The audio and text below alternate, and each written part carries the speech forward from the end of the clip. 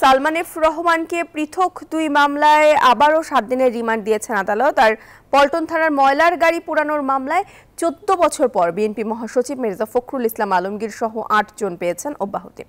এ বিষয়ে বিস্তারিত জানাতে আমাদের সাথে যুক্ত হচ্ছেন সহকর্মী বদরুল আলম শাওন। শাওন, নিম্ন আদালতের মামলাগুলোর বিষয়ে আপনার কাছে বিস্তারিত জানতে চাইব।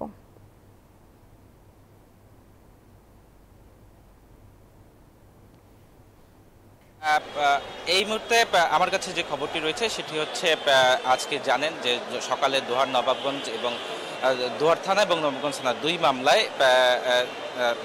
প্রধানমন্ত্রীর সাবেক উপদেষ্টা সালমান এফ রহমানের 3 দিন এবং 4 দিন, মোট 7 দিনের রিমান্ড হয়েছে। এর মধ্যে দোহার থানার মামলায় 3 দিন এবং নবাবগঞ্জ থানার মামলায় 4 দিনের রিমান্ড হয়েছে। এই মামলার দুটি ছিল বিস্ফোরক নিয়ন্ত্রণ আইন, এই দুই মামলায় তার 7 দিনের রিমান্ড হয়। এছাড়া আমরা জানতে পেরেছি যে বিএনপির মহাসচিব মির্জা ফখরুল ইসলাম আলমগীর এবং সিনিয়র যুগ্ম মহাসচিব রুহুল কবির রিজভী সহ মোট 8 জনের একটি মামলায় খালাস দেওয়া হয়েছে। তাদেরকে 2012 সালের পল্টন থানার একটি গাড়ি পোড়ানোর মামলায় তাদের বিরুদ্ধে মামলা দায়ের করা হয়েছিল। সেই মামলায় দীর্ঘ 12 বছর পর তাদের 8 জনকে আর কি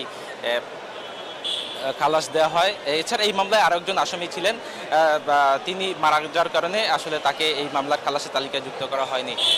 এছাড়া আপনি জানেন যে গতকাল রাতে রাজধানীতে আওয়ামী লীগ এবং আওয়ামী লীগের বেশ কিছু হেভিওয়েট নেতাকর্মী এদের গ্রেপ্তার করা হয়। তাদেরকেও আজকে দুপুরের পরে আদালতে তোলা হতে পারে। এর মধ্যে সাবেক এমপি আব্দুল সালাম মুর্শিদি রয়েছেন, আব্দুর রহিফ রয়েছেন, কুষ্টিয়া 4 আসনের এমপি, সাবেক প্রধানমন্ত্রী শেখ হাসিনার মুখ্য সচিব রয়েছেন। তাদেরকে দুপুরের পরে আদালতে তোলা হতে পারে বলে আমরা জানতে পেরেছি। তো নিম্ন আদালত থেকে এই ছিল আমার কাছে সর্বশেষ সংবাদ। শাওন, ধন্যবাদ আপনাকে।